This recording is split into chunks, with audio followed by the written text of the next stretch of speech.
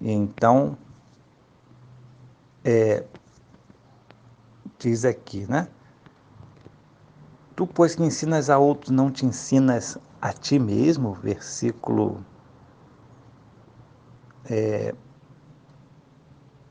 glórias a Deus. Vamos ver aqui qual é o versículo. Até me perdi aqui um pouco, né? Mas não tem problema. Mas vamos continuar aqui a leitura. Louvado seja o nome do Senhor. A pessoa é tanta coisa, mas se orgulha tanto do que sabe, do que entende, do que condena, inclusive condena os outros, né? Por essa mesma lei que ele conhece, ele sabe, ele prega, como diz aqui, ele ensina. Por exemplo, diz aqui alguns exemplos, né? Tu que pregas que não deve furtar, furtas. Tu que dizes que não se deve adulterar, adulteras. Tu que abominas os ídolos, cometes sacrilégio, ou seja, vai se prostrar diante de ídolos ou vai adorar a outros deuses? Tu que te glorias na lei, desonras a Deus pela transgressão da lei.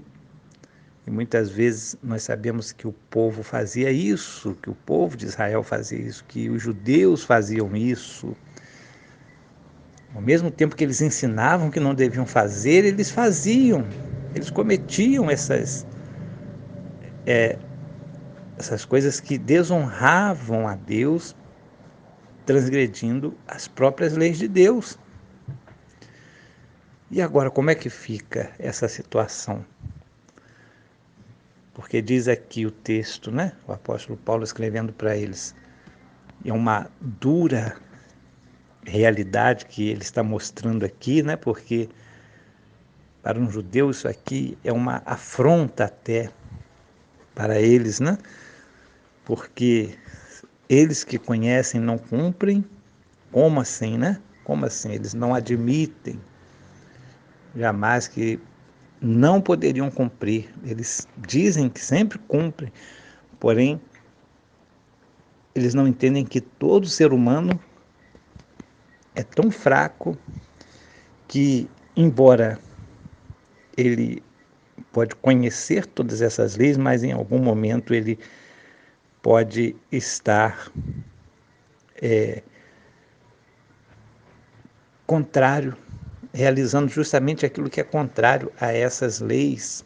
Se o seu coração não estiver purificado, se o seu coração não estiver limpo, se o seu coração não estiver realmente fazendo isso de boa vontade, se o seu coração não estiver fazendo isso com amor, se eles não tiverem amor nos seus corações, se eles sentirem inveja dos outros, se eles sentirem alguma coisa negativa, algum sentimento negativo, algum ódio de alguém, pronto, eles já estarão pecando, eles já estarão fora dessa lei. Olha só como que é tão nítido isso e muitas vezes é difícil de entender porque é tão particular essa questão, né? Porque nós não podemos nunca afirmar, porque nós não sabemos o que está no coração dos outros. Às vezes as pessoas têm uma aparência de santidade, uma aparência pela prática das obras, né?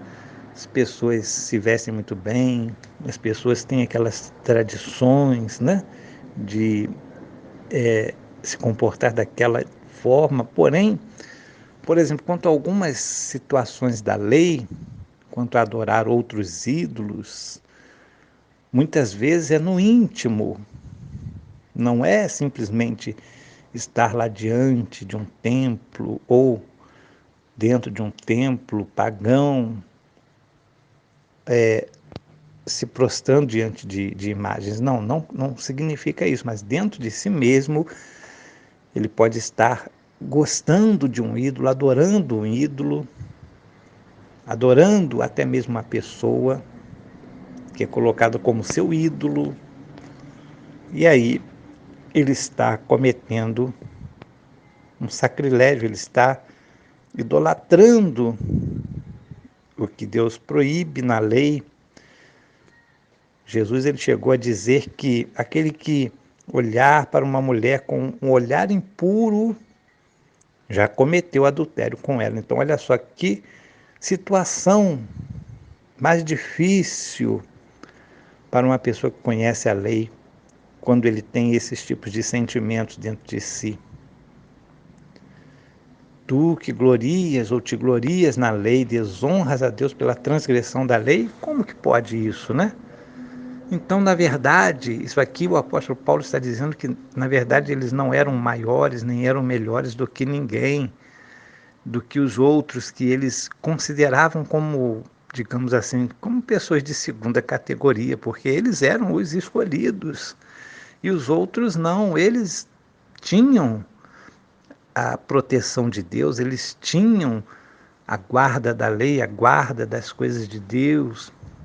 Eles eram pessoas tão especiais que Deus os havia escolhido para uma missão de dizer, de propagar a lei, de anunciar a lei, de cumprir inclusive aquelas leis, de fazer aquilo que Deus havia mandado. Porém, em algumas situações eles justamente contrariavam aquelas normas e eles transgrediam essas leis, mesmo que interiormente, como sugere aqui, né? Porque são situações em que muitas vezes é difícil de se até mesmo comprovar, são situações tão particulares. O furto, muitas vezes, não significa que a pessoa foi pega roubando, mas ele retirou alguma coisa de alguém, retirou, digamos assim, se ele retirasse uma parte do salário de um trabalhador no momento em que ele tivesse que pagar alguém, isso já é uma coisa contrária, era um furto. Estou dando apenas uma ilustração, é um furto e pode se aplicar a várias situações. Não é somente aquele que pega as coisas dos outros, pega os objetos dos outros e rouba os outros, assalto à mão armada, vamos dizer assim, né? Ou vai na casa do vizinho e pega aquilo que tem lá, né? E leva para si. Não, não é somente isso, mas uma vez que você tirou o direito de alguém, você está furtando. E aí é que entra essa questão, né? Na intimidade humana que entra essa questão aí de descumprir a lei ou de cumpri-la na íntegra quando não se conhece, e quando se conhece a lei há um descumprimento em alguma parte, de alguma forma.